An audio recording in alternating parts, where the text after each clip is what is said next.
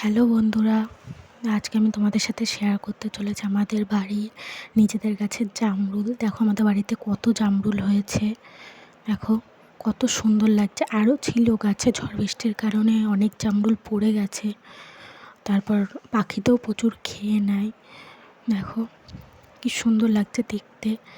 আমাদের বাড়িতে জামরুল অতটা কেউ পছন্দ করে না, তো কার কার জামরুল পছন্দ আমাকে কমেন্ট করে বলবে, ঠিক আছে? তো অনেক ছোট আছে, এখনও বড়ও আছে।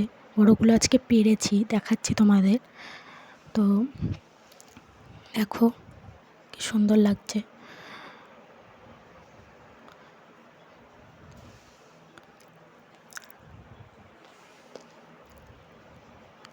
আর এই এক ছড়ি জামরুল পেরেও নিয়েছি। আর ভিডিওটা ভালো লাগলে লাইক সাবস্ক্রাইব করে দেবে। তো টাটা।